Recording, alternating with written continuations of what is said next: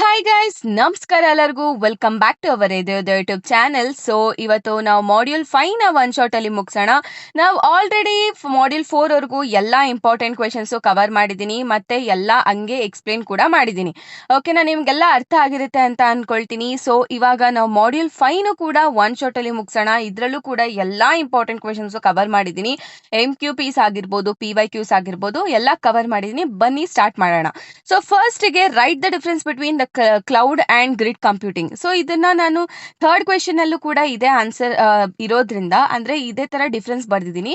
So ಇದಕ್ಕೂ ಕೂಡ ನೀವು ಅದೇ ಡಿಫ್ರೆನ್ಸ್ ಬರೆದ್ರೂ ಪ್ರಾಬ್ಲಮ್ ಇರಲ್ಲ, ಅದಕ್ಕೆ ನಾನು ರಿಪೀಟ್ ಮಾಡಿಲ್ಲ. ಸೊ ಸೆಕೆಂಡ್ ಕ್ವೆಶನ್ ಇಂದ ಸ್ಟಾರ್ಟ್ ಮಾಡ್ತಾ ಹೋಗೋಣ.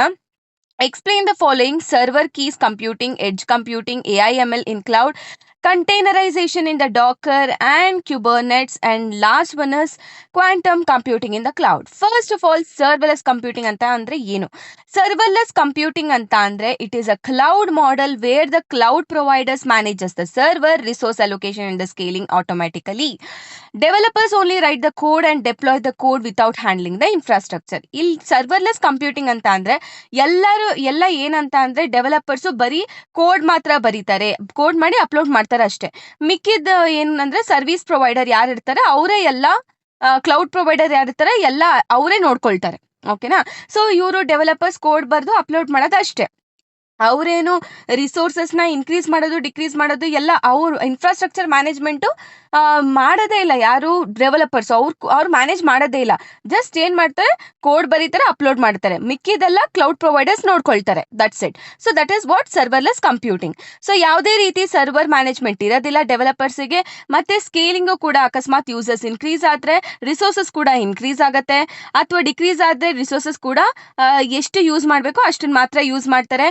Pay only for the use. ನೀವು ಎಷ್ಟು ಯೂಸ್ ಮಾಡ್ತೀರಾ ರಿಸೋರ್ಸಸ್ನ ಅಷ್ಟು ಪೇ ಮಾಡ್ತೀರಾ. ಆಮೇಲೆ ಅಪ್ಲಿಕೇಶನ್ ಡೆವಲಪ್ಮೆಂಟು ಫಾಸ್ಟ್ ಆಗುತ್ತೆ. Okay, example AWS, Lambda, Azure function etcetera. Okay, next ಬಂದ್ಬಿಟ್ಟು ಎಡ್ಜ್ ಕಂಪ್ಯೂಟಿಂಗ್. ಎಡ್ಜ್ ಕಂಪ್ಯೂಟಿಂಗ್ ಏನಾಗುತ್ತೆ, ಇವಾಗ ನೀವು ಎಲ್ಲಾ ಡೇಟಾನ ಸೆಂಟ್ರಲ್ ಸರ್ವರಿಗೆ ಕಳಿಸೋ ಬದಲು data near the data source ಏನಾಗುತ್ತೆ, ಪ್ರೋಸೆಸ್ ಆಗುತ್ತೆ. So that is what edge computing. Example IoT devices, smart cities ಆಗಿರುತ್ತೆ. Okay, next one is AI/ML cloud. ಏನಿದು AI/ML ಕ್ಲೌಡ್ ಅಂದ್ರೆ, ಇದು ಏನ್ ಪ್ರೊವೈಡ್ ಮಾಡುತ್ತೆ ಅಂದ್ರೆ ಆರ್ಟಿಫಿಷಿಯಲ್ ಮತ್ತೆ ಮಷೀನ್ ಲರ್ನಿಂಗ್ ಸರ್ವಿಸಸ್ ನ ಪ್ರೊವೈಡ್ ಮಾಡುತ್ತೆ through the cloud platform. That is called AI/ML cloud. Okay, example chatbot, recommendation system, image ಮತ್ತೆ ಸ್ಪೀಚ್ ರೆಕಾಗ್ನಿಷನ್.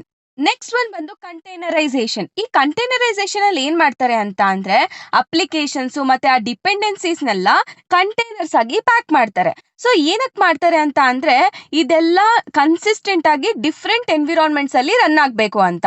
ಓಕೆ, ಸೊ ಇಲ್ಲಿ ಡಾಕರ್ ಏನಕ್ಕೆ ಯೂಸ್ ಮಾಡ್ತಾರೆ ಅಂತ ಅಂದ್ರೆ, in order to create and manage the containers ನ create ಮತ್ತೆ manage ಮಾಡೋದಕ್ಕೆ ಈ ಒಂದು ಡಾಕರ್ ನ ಯೂಸ್ ಮಾಡ್ತಾರೆ. ನೆಕ್ಸ್ಟ್ ಕ್ಯೂಬರ್ನೆಟ್. ಸೊ ಈ ಕ್ಯೂಬರ್ನೆಟ್ ಏನಕ್ಕಪ್ಪ ಯೂಸ್ ಮಾಡ್ತಾರೆ ಅಂತ ಅಂದ್ರೆ, ಡೆವಲಪ್ಮೆಂಟ್ ನ ಆಟೋಮೇಟ್ ಮಾಡೋದಕ್ಕೆ ಮತ್ತೆ ಮ್ಯಾನೇಜ್ ಮಾಡೋದಕ್ಕೆ ಕಂಟೈನರ್ಸ್ ನ ಈ ಒಂದು ಕ್ಯೂಬರ್ನೆಟ್ ನ ಯೂಸ್ ಮಾಡ್ತಾರೆ. Okay, next one is quantum computing. So ಏನಿದು ಕ್ವಾಂಟಮ್ ಕಂಪ್ಯೂಟಿಂಗ್ ಅಂದ್ರೆ, ಇದು ಏನ್ ಮಾಡುತ್ತೆ ಅಂದ್ರೆ ಯೂಸರ್ಸ್ಗೆ ಕ್ವಾಂಟಮ್ ಕಂಪ್ಯೂಟರ್ಸ್ ನ ಆಕ್ಸೆಸ್ ಮಾಡೋದಕ್ಕೆ through the cloud platforms use ಮಾಡ್ತಾರೆ. ಓಕೆನಾ? ಸೊ ಕ್ವಾಂಟಮ್ ಕಂಪ್ಯೂಟಿಂಗ್ ಜನರಲ್ ಆಗಿ ಏನಂತ ಅಂದ್ರೆ, ಯೂಸರ್ಸ್ಗೆ ಕ್ವಾಂಟಮ್ ಕಂಪ್ಯೂಟರ್ ನ ಆಕ್ಸೆಸ್ ಮಾಡೋದಕ್ಕೆ ಅವಕಾಶ ಮಾಡಿಕೊಡ್ತಾರೆ. ಓಕೆನಾ? That is what quantum computing. Example cryptography, drug discovery, financial modelling, ಇದೆಲ್ಲ applications. It is an applications. So next one, what is the difference between cloud computing and grid computing ಅಂದ್ರೂ ಇದನ್ನೇ ಬರೀರಿ. Features ಇಂದ ನೀವು ಡಿಸ್ಟಿಂಗ್ವಿಶ್ ಮಾಡಿ ಅಂದ್ರೂ ಇದೇ ಬರೀರಿ. ಓಕೆನಾ? First cloud computing, grid computing ಅಂದ್ರೆ ಏನು? ಸೊ ಕ್ಲೌಡ್ ಕಂಪ್ಯೂಟಿಂಗ್ ಅಂತ ಅಂದ್ರೆ ನೀವೇನ್ ಮಾಡ್ತೀರಾ, ಕಂಪ್ಯೂಟಿಂಗ್ ರಿಸೋರ್ಸಸ್ನೆಲ್ಲ cloud like through the internet ನೀವು ಪ್ರೊವೈಡ್ ಮಾಡ್ತೀರಾ ಅಲ್ವಾ. ಗ್ರಿಡ್ ಕಂಪ್ಯೂಟಿಂಗ್ ಅಲ್ಲಿ ಏನ್ ಮಾಡ್ತೀರಾ, ಎಲ್ಲಾ ಕಂಪ್ಯೂಟರ್ಸ್ ಕೂಡ ಇಂಟರ್ನೆಟ್ ಅಥವಾ ನೆಟ್ವರ್ಕ್ ಮುಖಾಂತರ ಏನಾಗಿರುತ್ತೆ, ಕನೆಕ್ಟ್ ಆಗಿರುತ್ತೆ. ಸೊ ಆ ಎಲ್ಲಾ ಕಂಪ್ಯೂಟರ್ಸ್ ಏನಾಗ್ತಿರುತ್ತೆ, ಒಟ್ಟಿಗೆ ವರ್ಕ್ ಮಾಡ್ತಿರತ್ತೆ. That is grid computing. Okay, first feature ಬಂದ್ಬಿಟ್ಟು ರಿಸೋರ್ಸ್ ಮ್ಯಾನೇಜ್ಮೆಂಟ್. ಸೊ ಈ ರಿಸೋರ್ಸ್ ಮ್ಯಾನೇಜ್ಮೆಂಟ್ ಅಲ್ಲಿ ಏನಾಗುತ್ತೆ ಅಂದ್ರೆ, resources are controlled by one cloud provider like AWS or Google cloud. ಓಕೆನಾ. ಕ್ಲೌಡ್ ಕಂಪ್ಯೂಟಿಂಗ್ ಅಲ್ಲಿ ರಿಸೋರ್ಸ್ ಮ್ಯಾನೇಜ್ಮೆಂಟ್ ಹೆಂಗಾಗುತ್ತೆ ಅಂದ್ರೆ, ಇವಾಗ ಈ ರಿಸೋರ್ಸಸ್ಗಳೆಲ್ಲ ಒಂದೇ ಕ್ಲೌಡ್ ಪ್ರೊವೈಡರು ಕಂಟ್ರೋಲ್ ಮಾಡ್ತಿರ್ತಾರೆ. ಇವಾಗ AWS ಅಂದ್ರೆ ಎಲ್ಲ ರಿಸೋರ್ಸಸ್ ಕೂಡ ಅವ್ರದ್ದು. ಇವಾಗ ಯೂಸರ್ಸ್ AWS ಅಲ್ಲಿ ಕ್ಲೌಡ್ ತಗೊಂಡಿದ್ದಾರೆ ಅಥವಾ ಪರ್ಚೇಸ್ ಮಾಡಿದ್ದಾರೆ ಅಂತ ಅಂದ್ರೆ ಏನಾಗುತ್ತೆ, ಸೊ ಅವರೇ ಕಂಟ್ರೋಲ್ ಮಾಡ್ತಿರ್ತಾರೆ. So it is controlled by a single provider. So ಇಲ್ಲೇನಾಗುತ್ತೆ, ಈ ರಿಸೋರ್ಸಸ್ ಎಲ್ಲ ಹೆಂಗ್ ಮ್ಯಾನೇಜ್ ಆಗುತ್ತೆ ಅಂದ್ರೆ, ಇವಾಗ ಎಷ್ಟೊಂದು ಕಂಪ್ಯೂಟರ್ಸ್ ಎಲ್ಲ ಕನೆಕ್ಟ್ ಆಗಿರುತ್ತಲ್ವಾ, so it will be distributed to many computers. So ಈ ಕಂಪ್ಯೂಟರ್ಸ್ ಎಲ್ಲ ಒಟ್ಟಿಗೆ ಕನೆಕ್ಟ್ ಆಗಿರುತ್ತೆ. So next one scalability. Scalability ಅಂತ ಅಂದ್ರೆ ರಿಸೋರ್ಸಸ್ ಯಾವಾಗಾದ್ರೂ ಇನ್ಕ್ರೀಸ್ ಆದ್ರೂ ಆಗ್ಬೋದು, ಡಿಕ್ರೀಸ್ ಆದ್ರೂ ಆಗ್ಬೋದು. ಸೊ ಇಲ್ಲಿ ಈ ಸೈಡ್ ಗ್ರಿಡ್ ಕಂಪ್ಯೂಟಿಂಗ್ ಅಲ್ಲಿ ಏನಂದ್ರೆ, ಅಕಸ್ಮಾತ್ ನೀವೇನಾದ್ರೂ ನೀವು ಪರ್ಫಾರ್ಮೆನ್ಸ್ ನ ಜಾಸ್ತಿ ಮಾಡ್ಬೇಕು ಅಂತ ಅಂದ್ರೆ ನೀವೇನ್ ಮಾಡ್ಬೇಕು, ನೋಡ್ಸ್ ನ ಆಡ್ ಮಾಡ್ಬೇಕು. ಇರೋ ಅಂತ ಕಂಪ್ಯೂಟರ್ ನೆಟ್ವರ್ಕ್ ನೀವೇನ್ ಮಾಡ್ಬೇಕು, ನೋಡ್ಸ್ ನ ಆಡ್ ಮಾಡ್ತೀರಾ. ಓಕೆನಾ, ಏನಕ್ಕೆ, ಪರ್ಫಾರ್ಮೆನ್ಸ್ ನ ಇನ್ಕ್ರೀಸ್ ಮಾಡೋದಕ್ಕೆ. ಮತ್ತೆ cost model. So cost model ಅಂತ ಅಂದ್ರೆ ಯೂಸರ್ಸ್ ಎಷ್ಟು ರಿಸೋರ್ಸಸ್ ನ ಯೂಸ್ ಮಾಡ್ತಾರೆ ಅಷ್ಟನ್ನ ಪೇ ಮಾಡ್ತಾರೆ. ಸೊ ಇಲ್ಲಿ resources are usually shared among the organisations or the users. Next one virtualisation. So ಇಲ್ಲಿ ಏನಕ್ಕೆ ಕ್ಲೌಡ್ ಕಂಪ್ಯೂಟಿಂಗ್ ಅಲ್ಲಿ ವರ್ಚುವಲೈಸೇಷನ್ ಯೂಸ್ ಮಾಡ್ತಾರೆ ಅಂತ ಅಂದ್ರೆ, ವರ್ಚುವಲ್ ಮಷೀನ್ಸ್ ನ ಕ್ರಿಯೇಟ್ ಮಾಡೋದಕ್ಕೆ. ಸೊ ಇಲ್ಲಿ ಗ್ರಿಡ್ ಕಂಪ್ಯೂಟಿಂಗ್ ಅಲ್ಲಿ ಯಾವುದೇ ರೀತಿ ವರ್ಚುವಲೈಸೇಷನ್ ಯೂಸ್ ಮಾಡುವಂಥದ್ದು ಸ್ವಲ್ಪ ಕಡಿಮೆನೆ ಅಥವಾ ಲಿಮಿಟೆಡ್ ಅಂತಾನೆ ಹೇಳ್ಬೋದು. So next service models. So ಇಲ್ಲಿ ಯಾವ ಸರ್ವಿಸ್ ಮಾಡೆಲ್ ಸಪೋರ್ಟ್ ಮಾಡತ್ತೆ ಅಂತ ಅಂದ್ರೆ, IaaS, PaaS ಮತ್ತೆ SaaS. ಸೊ ಇಲ್ಲಿ ಯಾವ್ದನ್ನ ಸಪೋರ್ಟ್ ಮಾಡುತ್ತೆ ಅಂದ್ರೆ, it mainly provides distributed computing resources. Okay. Next one is accessibility. So ನಾವು ಈ ರಿಸೋರ್ಸಸ್ನೆಲ್ಲ ನಾವು ಇಂಟರ್ನೆಟ್ ಮುಖಾಂತರ ಆಕ್ಸೆಸ್ ಮಾಡ್ಬೋದು. ಸೊ ಇಲ್ಲಿ usually accessed using a special grid middleware software. So middleware software ನ ಯೂಸ್ ಮಾಡ್ಕೊಂಡು ನಾವೇನ್ ಮಾಡ್ಬೇಕು, ಆಕ್ಸೆಸ್ ಮಾಡ್ಕೊಬೇಕು ರಿಸೋರ್ಸಸ್ ನ. Okay. Next performance. So optimise for delivery service quickly to the user. So performance ಏನಾಗಿರುತ್ತೆ, ಇಲ್ಲಿ ಆಪ್ಟಿಮೈಸ್ ಆಗಿರುತ್ತೆ. ಏನಕ್ಕೆ ಅಂದ್ರೆ, for delivering quickly to the users. ಮತ್ತೆ ಇಲ್ಲೂ ಕೂಡ optimise for the parallel processing and large computation. ಓಕೆನಾ, ಡಿಫ್ರೆನ್ಸಸ್ ಅರ್ಥ ಆಯ್ತಲ್ವಾ. Next one, you have to distinguish between AWS, Azure, GCP and IBM cloud. So ಇಲ್ಲಿ ಫಸ್ಟಿಗೆ ಫೀಚರ್ ಬಂದ್ಬಿಟ್ಟು ಯಾವ ಕಂಪನಿ. ಇವಾಗ AWS ಇವಾಗ AWS ಅನ್ನೋ ಒಂದು ಕ್ಲೌಡ್ ಪ್ಲಾಟ್ಫಾರ್ಮ್ ಯಾವ ಕಂಪನಿ ಇದು, ಅಮೆಝಾನ್. Azure ಮೈಕ್ರೋಸಾಫ್ಟ್ದು. ಸೊ GCP ಗೂಗಲ್ದು. IBMದು ಅಲ್ವಾ. ಸೊ ನೆಕ್ಸ್ಟ್ ಫುಲ್ ಫಾರ್ಮ್ ಏನು AWS ಅಂದ್ರೆ, ಸೊ ಅಮೆಝಾನ್ ವೆಬ್ ಸರ್ವಿಸಸ್, ಇದು ಮೈಕ್ರೋಸಾಫ್ಟ್ Azure, GCP ಅಂದ್ರೆ ಗೂಗಲ್ ಕ್ಲೌಡ್ ಪ್ಲಾಟ್ಫಾರ್ಮ್, IBM ಅಂದ್ರೆ IBM ಕ್ಲೌಡ್ ಅಲ್ವಾ. ಇದು ಮೇನ್ಲಾಗಿ ಯಾವ್ದ್ರ ಮೇಲೆ ಫೋಕಸ್ ಮಾಡುತ್ತೆ ಅಂತ ಅಂದ್ರೆ, ಯಾವುದು AWS ಮೇನ್ ಆಗಿ ರಿಸೋರ್ಸಸ್ ನ ಕೊಡೋದು, ಅಂದ್ರೆ ಕಂಪ್ಯೂಟಿಂಗ್ ರಿಸೋರ್ಸಸ್ ನ ಕೊಡೋಕೆ ಏನ್ ಮಾಡುತ್ತೆ, mainly it is focused. So ಇದು Microsoft Azure, so Microsoft enterprise services ನ ಪ್ರೊವೈಡ್ ಮಾಡುತ್ತೆ, that is the main focus. So ಇದು GCP ಏನ್ ಮಾಡುತ್ತೆ, AI ಮತ್ತೆ ಡೇಟಾ ಅನಾಲಿಟಿಕ್ಸ್ ಕೊಡೋದೇ ಅದ್ರದ್ದು ಮೇನ್ ಫೋಕಸ್. ಇಲ್ಲಿ hybrid cloud and enterprise solutions. Next one is popular services. ಯಾವ ಸರ್ವಿಸಸ್ಗೆ ಅದು ಪಾಪ್ಯುಲರ್ ಅಂತ ಅಂದ್ರೆ, EC2, S3 ಮತ್ತೆ RDS. RDS is related to database, S3 is storage, right? EC2 is related to the instances. Next ಇಲ್ಲಿ ಯಾವುದು, Azure ಅಲ್ಲಿ virtual machine, Bob storage ಗೆ famous ಆಗಿರೋದು ಅಥವಾ ಅದನ್ನ ಪಾಪ್ಯುಲರ್ ಆಗಿರೋದು ಆ ಸರ್ವಿಸಸ್. ಸೊ GCP ಅಲ್ಲಿ ಯಾವ ಸರ್ವಿಸಸ್ ಪಾಪ್ಯುಲರ್, ಕಂಪ್ಯೂಟ್ ಇಂಜಿನ್ ಮತ್ತೆ ಕ್ಲೌಡ್ ಸ್ಟೋರೇಜ್. ಮತ್ತೆ ಇದರಲ್ಲಿ ಯಾವುದು, IBM ಕ್ಲೌಡ್ ಅಲ್ಲಿ virtual servers and Watson AI. Okay. Next best. ಏನಕ್ಕೆ ಬೆಸ್ಟ್ ಸೂಟಬಲ್ ಅಂತ ಅಂದ್ರೆ, ಇದು ಆಕ್ಚುಲಿ ಸ್ಟಾರ್ಟ್ಅಪ್ಸ್ಗೆ ಮತ್ತೆ ಎಂಟರ್ಪ್ರೈಸಸ್ಗೆ ಇಟ್ ಇಸ್ ಬೆಸ್ಟ್ ಸೂಟಬಲ್.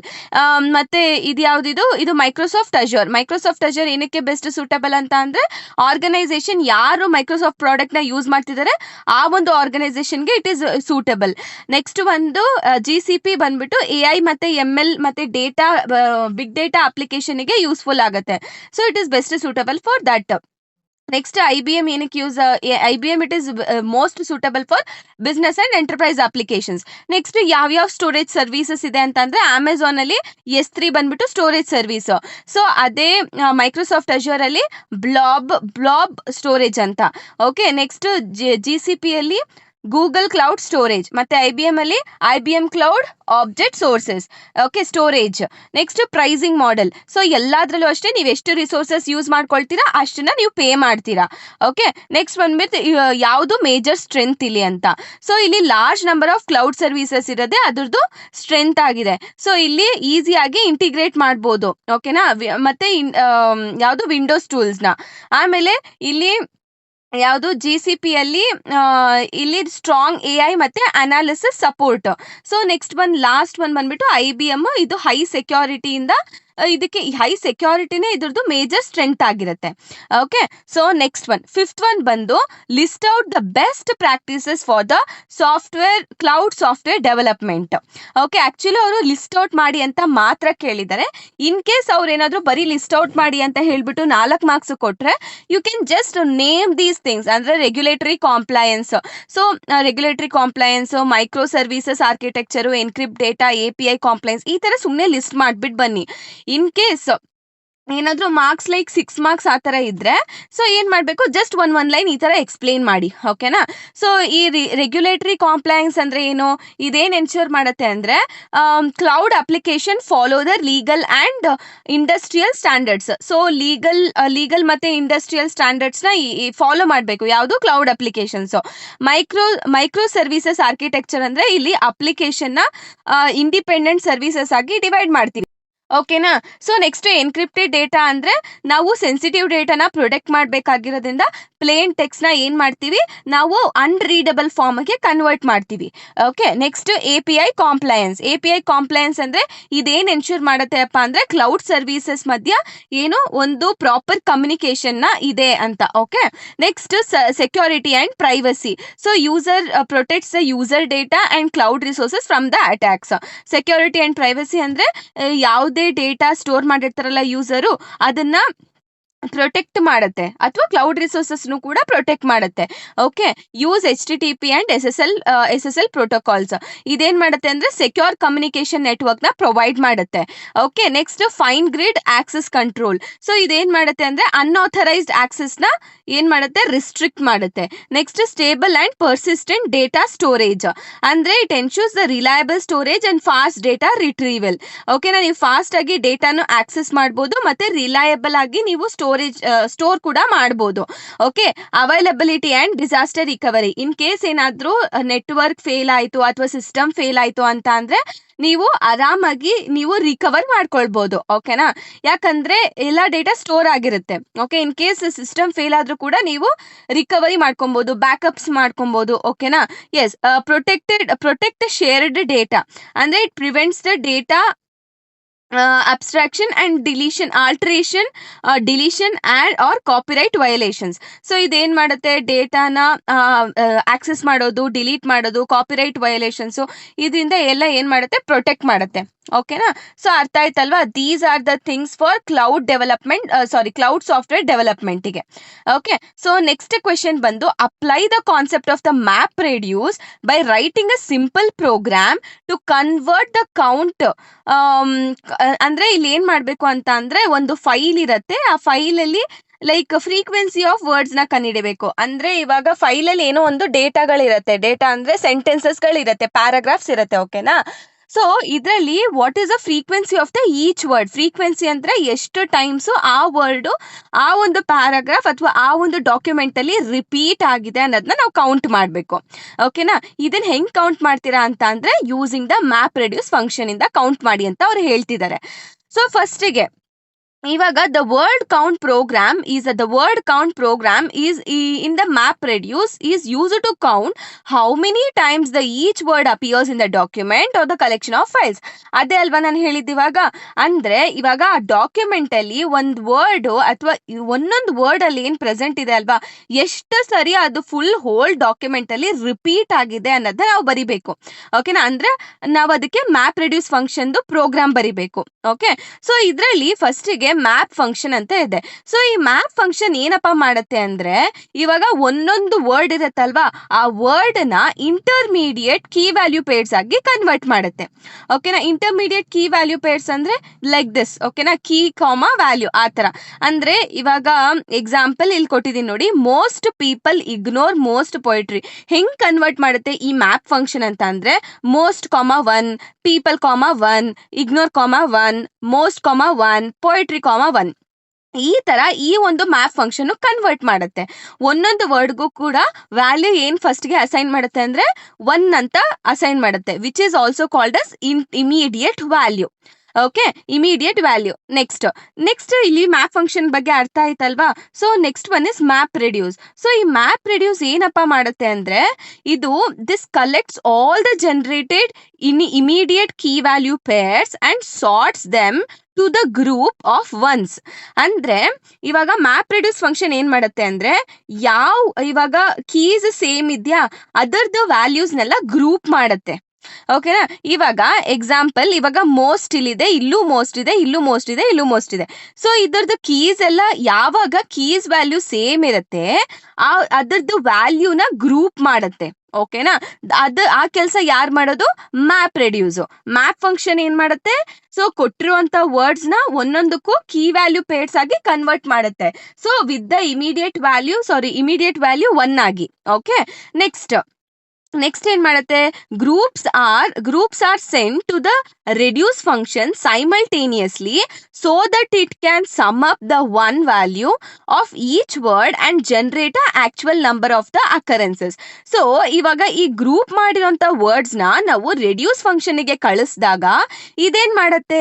ಆ ವ್ಯಾಲ್ಯೂಸ್ನೆಲ್ಲ ಸಮ್ ಅಪ್ ಮಾಡುತ್ತೆ. ಅಂದ್ರೆ ಇವಾಗ 1,1 ಇದೆಯಲ್ವಾ, ಸೊ ಇದನ್ನ 1 + 1 ಅಂದ್ರೆ 2. ಸೊ ಪೀಪಲ್ ಅನ್ನೋ ವರ್ಡ್ 2 times ರಿಪೀಟ್ ಆಗಿದೆ ಅಂತ ಅರ್ಥ. ಓಕೆನಾ. ಸೊ ಇಲ್ಲಿ ಮ್ಯಾಪ್ ಫಂಕ್ಷನ್ ಏನ್ ಮಾಡುತ್ತೆ? ಒಂದೊಂದು ವರ್ಡ್ನು ಕೂಡ ಏನ್ ಮಾಡುತ್ತೆ? ಕೀ ವ್ಯಾಲ್ಯೂ ಪೇರ್ಸ್ ಕನ್ವರ್ಟ್ ಮಾಡುತ್ತೆ. ಮ್ಯಾಪ್ ರೆಡ್ಯೂಸ್ ಫಂಕ್ಷನ್ ಏನ್ ಮಾಡುತ್ತೆ? ಯಾವ ಕೀ ವ್ಯಾಲ್ಯೂಸ್ ಎಲ್ಲ ಯಾವ್ದಕ್ಕೆ ಅಂದ್ರೆ ಯಾವ ಕೀ ವ್ಯಾಲ್ಯೂಸ್ ಎಲ್ಲ ಸೇಮ್ ಇರುತ್ತೆ ಅದರದೆಲ್ಲ ಗ್ರೂಪ್ ಮಾಡುತ್ತೆ. ಓಕೆನಾ. It groups based on the key values. ಆಮೇಲೆ ಈ ರೆಡ್ಯೂಸ್ ಫಂಕ್ಷನ್ ಏನ್ ಮಾಡುತ್ತೆ? ಆ ಗ್ರೂಪ್ಡ್ ವ್ಯಾಲ್ಯೂನೆಲ್ಲ ಸಮ್ ಅಪ್ ಮಾಡುತ್ತೆ. ಓಕೆನಾ. ಅರ್ಥ ಆಯ್ತಾ? ಇಷ್ಟೇ. ಇವಾಗ ನಾವು ಸ್ಯಾಂಪಲ್ ಇನ್ಪುಟ್ ಫೈಲ್ ಆಗಿ ನಾವು ಇದನ್ನ ತಗೊಂಡಿದೀವಿ. ಸೊ ಇಲ್ಲಿ ಫಸ್ಟಿಗೆ ನಾವು ಮ್ಯಾಪ್ ಫಂಕ್ಷನ್ ಹಾಕಿದಾಗ ಏನಾಗುತ್ತೆ? ಎಲ್ಲ ಕೀ ವ್ಯಾಲ್ಯೂ ಪೇರ್ಸ್ ಆಗಿ ಕನ್ವರ್ಟ್ ಆಗುತ್ತೆ. ಓಕೆನಾ. ಯಾವ್ದು ಈ ತರ ಮ್ಯಾಪ್ ಫಂಕ್ಷನ್ ಇದು ನೀವು ಕೋಡ್ ಬರಿಬೇಕಾಗುತ್ತೆ. For each word W in the value. So ಏನಾಗುತ್ತೆ? ಆ ಒಂದು ವರ್ಡ್ಗೆ ನಾವು ಪ್ರತಿಯೊಂದು ವರ್ಡ್ಗೂ ಕಾಮಾ 1 ಅಂತ ಹಾಕೊಂಡು ಹೋಗ್ತೀವಿ. ಸೊ ಅವಾಗ ಏನಾಗುತ್ತೆ? ಈ ತರ most comma 1, people comma 1, ignore comma 1, most comma 1, poetry comma 1 ಈ ತರ ಕನ್ವರ್ಟ್ ಆಗುತ್ತೆ ಯಾವಾಗ ನೀವು ಮ್ಯಾಪ್ ಫಂಕ್ಷನ್ ಹಾಕಿದಾಗ. ಸೊ ನೆಕ್ಸ್ಟ್ ರೆಡ್ಯೂಸ್ ಫಂಕ್ಷನ್ ಹಾಕಿದಾಗ ಏನಾಗುತ್ತೆ? ಸೊ ಈ ರೆಡ್ಯೂಸ್ ಫಂಕ್ಷನ್ ಏನ್ ಮಾಡುತ್ತೆ ಅಂದ್ರೆ, ಇವಾಗ ಗ್ರೂಪ್ಡ್ ವ್ಯಾಲ್ಯೂನ ಅಂದ್ರೆ ಇದನ್ನ ಏನ್ ಮಾಡ್ತೀರಾ? ನೆಕ್ಸ್ಟ್ ಗ್ರೂಪ್ ವ್ಯಾಲ್ಯೂ ಕೊಡ್ತೀರಾ, ಗ್ರೂಪ್ ಮಾಡ್ತೀರಾ based on the key value. So ಇವಾಗ ನೋಡಿ, ಸೊ ಇಗ್ನೋರ್ ಅನ್ನೋದು ಒಂದೇ ಸರಿ ಇದೆ, ಸೊ ನಾನು 1 time ಬರ್ದಿದ್ದೀನಿ. ಇಗ್ನೋರ್ಸ್ ಅನ್ನೋದು ಕೂಡ ಒಂದ್ಸತಿ ಇದೆ, ನಾನು ಅದಕ್ಕೆ ಒಂದ್ಸತಿ ಬರ್ದಿದ್ದೀನಿ. ಈ ಮೋಸ್ಟ್ ನೋಡಿ ಎಷ್ಟು ಸತಿ ರಿಪೀಟ್ ಆಗಿದೆ? 1 2 3 4. ಸೊ ನಾನು 4 ones ಬರ್ದಿದ್ದೀನಿ. ಸೊ ಈ ತರ ಗ್ರೂಪ್ ವ್ಯಾಲ್ಯೂಸ್ನ ನೀವೇನ್ ಮಾಡ್ತೀರಾ? ರೆಡ್ಯೂಸ್ ಫಂಕ್ಷನ್ಗೆ ಕಳಿಸ್ತೀರಾ. ಈ ರೆಡ್ಯೂಸ್ ಫಂಕ್ಷನ್ ಅಲ್ಲಿ ಏನಾಗುತ್ತೆ? ಆ ವ್ಯಾಲ್ಯೂಸ್ ಎಲ್ಲ ಏನಾಗುತ್ತೆ? ಸಮ್ ಅಪ್ ಆಗುತ್ತೆ. ಸೊ ಆಮೇಲೆ ನೀವು ಮತ್ತೆ ರಿಟರ್ನ್ ಮಾಡ್ತೀರಾ. ಅರ್ಥ ಆಯ್ತಲ್ವಾ? ಸೊ ಇದನ್ನೆಲ್ಲ ನೀವು ರೆಡ್ಯೂಸ್ ಫಂಕ್ಷನ್ ಕಳಿಸಿದಾಗ ಫೈನಲ್ ಆಗಿ ಏನ್ ಬರುತ್ತೆ? Ignore comma 1, ignores comma 2, most comma 4 and next ಏನಿದೆ? ಪೊಯೆಟ್ರಿ ಕಾಮಾ 2 ಬರುತ್ತೆ, ಪೀಪಲ್ ಕಾಮಾ 2 ಬರುತ್ತೆ. Okay, that's it. So next question ಬಂದ್ಬಿಟ್ಟು, develop a simple Python or Java applications for a Google app engine to serve dynamic content using a basic web interface. So ನಮಗೆ Google app engine ಬಗ್ಗೆ ನಮಗೆ ಗೊತ್ತು ಏನಂದ್ರೆ ಇದು ಒಂದು cloud platform. So ಇದು ಯಾರಿಂದ ಪ್ರೊವೈಡ್ ಮಾಡಿರೋದು? ಗೂಗಲ್ ಇಂದ ಪ್ರೊವೈಡ್ ಮಾಡಿರೋದು. ಸೊ ಇಲ್ಲಿ ನಾವೇನ್ ಮಾಡ್ತೀವಿ?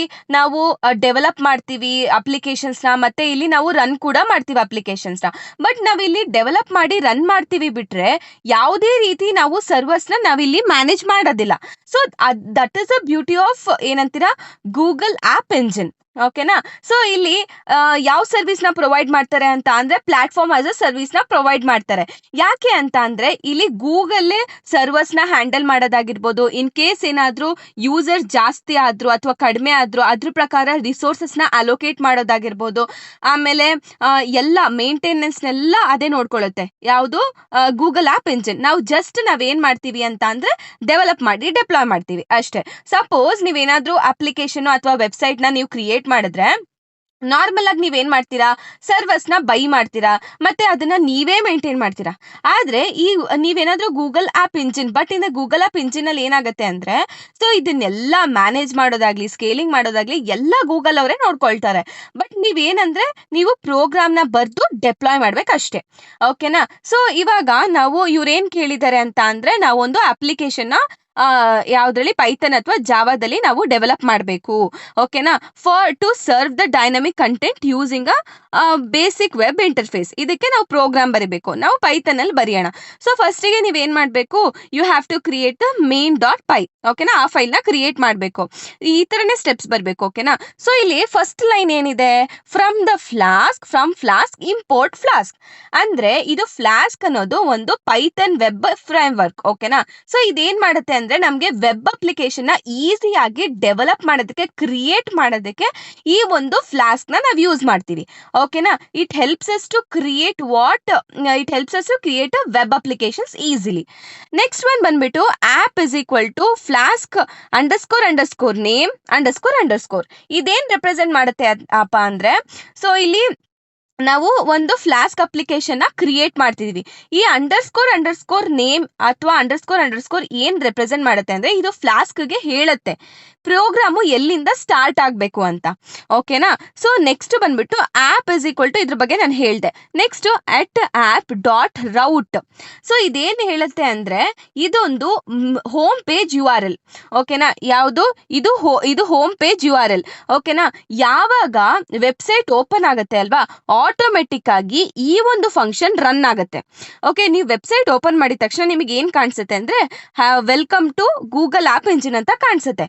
ಆಮೇಲೆ ಈ ಒಂದು ಲೈನ್ ಏನ್ ರೆಪ್ರೆಸೆಂಟ್ ಮಾಡುತ್ತೆ ಅಂತ ಅಂದ್ರೆ ಇಟ್ ರೆಪ್ರೆಸೆಂಟ್ಸ್ ಏನಂತೀರ ಡೈನಮಿಕ್ ಕಂಟೆಂಟ್. ಓಕೆನಾ? ಇವಾಗ ಈ ನೇಮ್ ಇದೆಯಲ್ವಾ, ಆಂಗ್ಯುಲರ್ ಬ್ರಾಕೆಟ್ ಅಲ್ಲಿ ಎನ್ಕ್ಲೋಸ್ ಆಗಿದೆಯಲ್ವಾ ಈ ನೇಮು.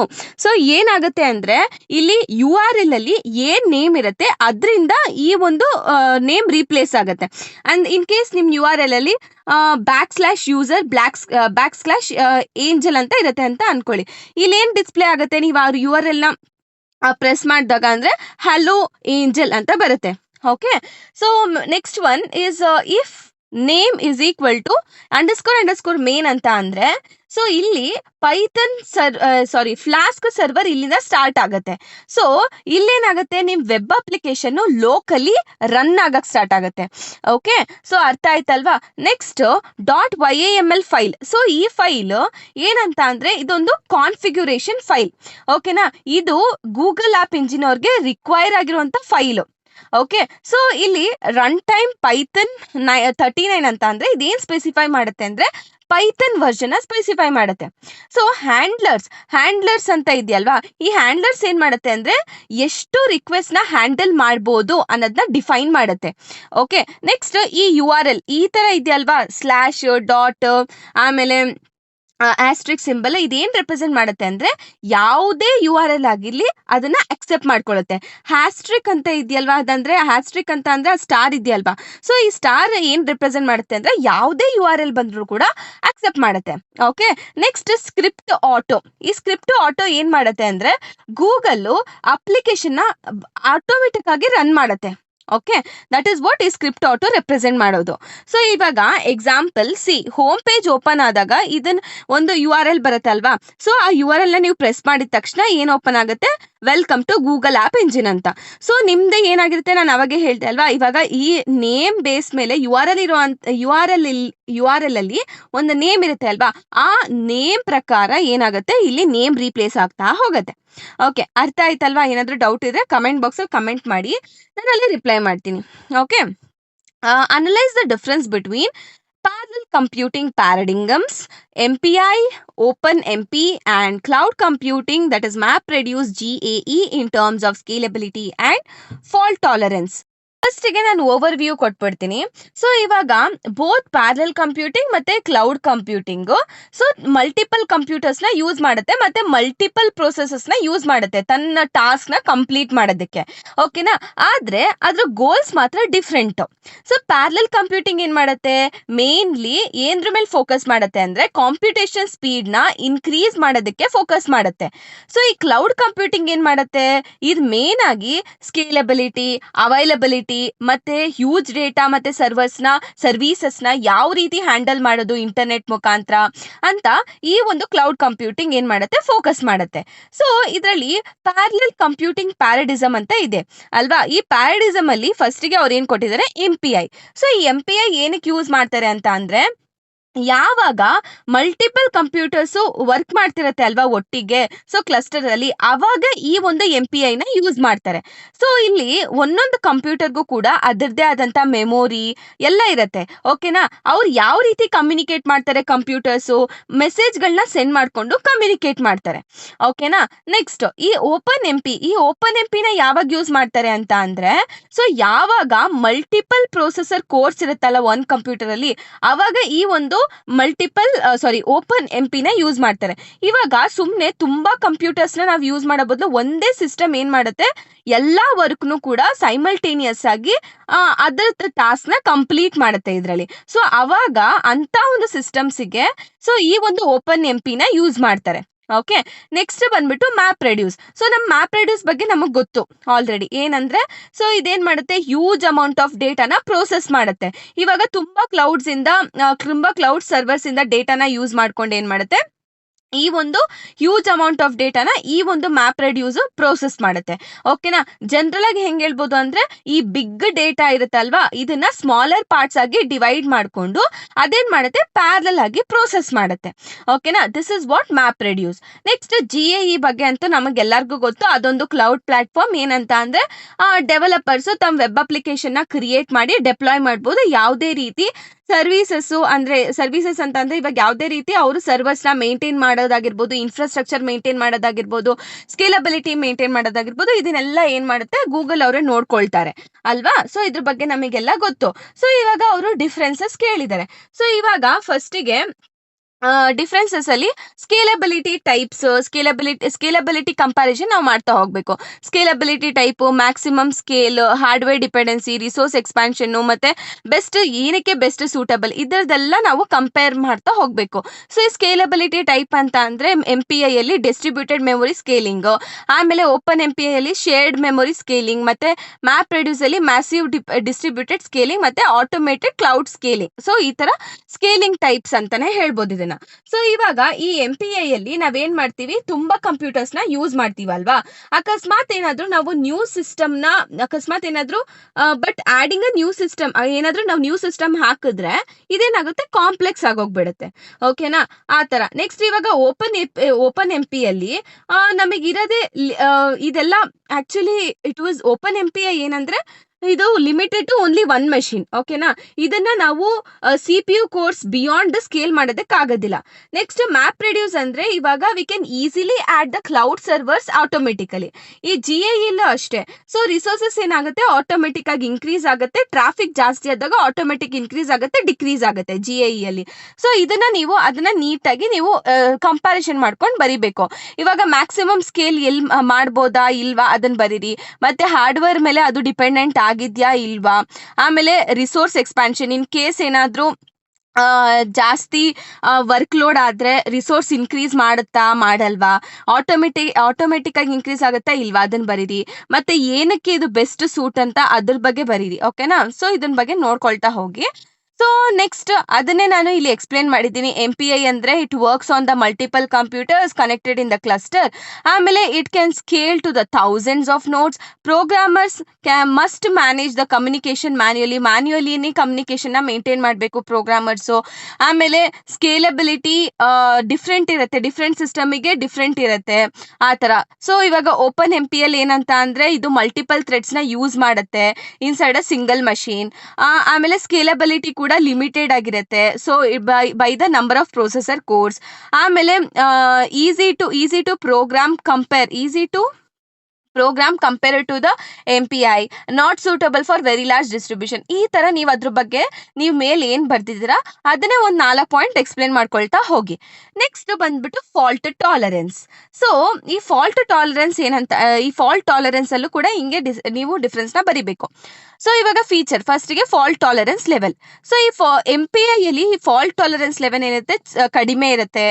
ಓಪನ್ MPI ಅಲ್ಲಿ ಸೊ ಇನ್ನೂ ಕಡಿಮೆ ಇರುತ್ತೆ. ಮತ್ತೆ ಮ್ಯಾಪ್ ರೆಡ್ಯೂಸ್ ಅಲ್ಲಿ ಜಾಸ್ತಿ ಇರುತ್ತೆ. GAE ಅಲ್ಲೂ ಕೂಡ ಜಾಸ್ತಿ ಇರುತ್ತೆ.